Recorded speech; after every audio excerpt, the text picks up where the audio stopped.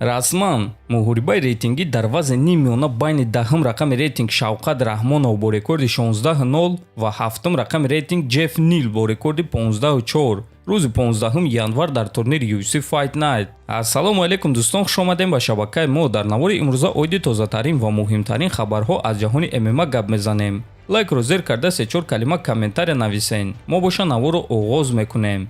дӯстон, доруҳое ки айни замон шумо дида истодаин доруҳои гиёҳии босифат аз ширкати шифофармо мебошад, ки шумо имконият доред ки ҳамаи ин доруҳоро бо нархи арзон дастрас кунед. доруҳо барои хунукзадагӣ ва қавӣ кардани мардонагӣ, барои фарбе ва харобшавӣ, барои ришу мӯйсарбарорӣ, барои дарди дил, дарди мушакҳо ва ҳамчунин равғани сиёҳдона, ки пайғамбар саллаллоҳу алайҳи васаллам гуфта буд ки ба ғайр аз марг ба ҳамаи дигар дардҳо даво мебахшад. худи ҳозир ба номерҳои дар рӯекран буда занг зада доруҳои даркории худро харидорӣ кунед ва ҳатман аз номи канали Паҳлавон гап занед. ҳамин гуна шумо ҳам доруҳои даркории худро ба даст меоред ва ҳам канали моро сахт дастгирӣ мекунед.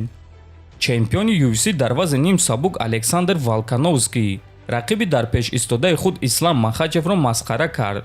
ӯ дар саҳифаи инстаграми худ ана ҳамин наворо гузошта чунин суханҳо навишт: «Йоу, Ислам Махачев, дар камарбанди ту номи ман навишта шудааст ва дар зонуи ман чеҳраи ту», навиштааст Волкановский. хотиррасон мекунем ки супер муҳориба байни Ислам Махачев ва Александр Волкановский рӯзи 12 феврал дар турнири UFC 284 баргузор мегардад. муҳориба дар вазни сабук барои камарбанди вазни сабук хоҳад шуд. Волкановский кӯшиш мекунад ки дар ду вазн чемпион шавад, а Ислам боша кӯшиш мекунад ки камарбанди худро ҳимоя карда дар рейтинги панд фур панд рақами 1 шавад.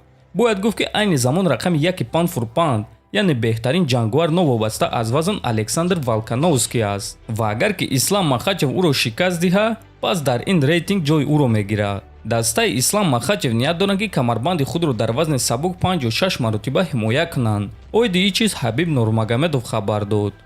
ма фикр мекунам ки Ислам бояд камарбандро ками кам 5 маротиба ҳимоя кунад, шояд ки 6 маротиба. ин чиз олиҷаноб мешавад. 6 ҳимояи камарбанд, ин 6 муҳориба ва 3 сол аст. ана ҳамон вақт Ислам метавонад ки карьераи худро ба анҷом расонад, чунки ягон кас дар қуллаи баландӣ доимо истода наметавонад. ҳамин гуна худованд одамонро офаридааст. аз аввал ӯ ба қувват аст ва баъд сус мешавад.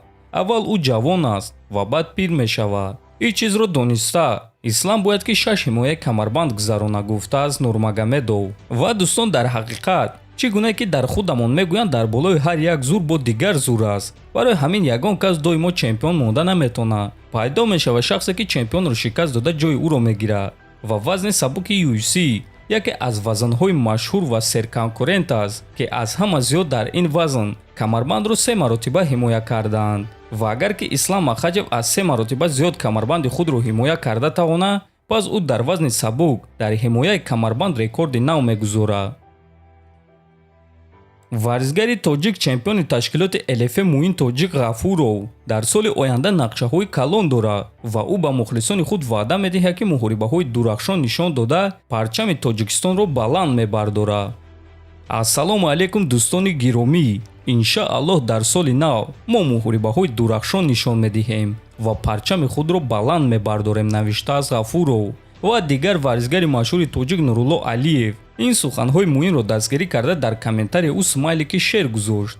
ва дӯстон, дар ҳақиқат бояд гуфт ки соли оянда варзигарони тоҷикро муҳорибаҳои калон дар беҳтарин ташкилотҳои ҷаҳон интизор аст ва мо ба ҳамаи онҳо муваффақият ва танҳо ғалаба орзумандем ва бигзор ки онҳо орзуҳои неки худро амалӣ гардонда тавонанд.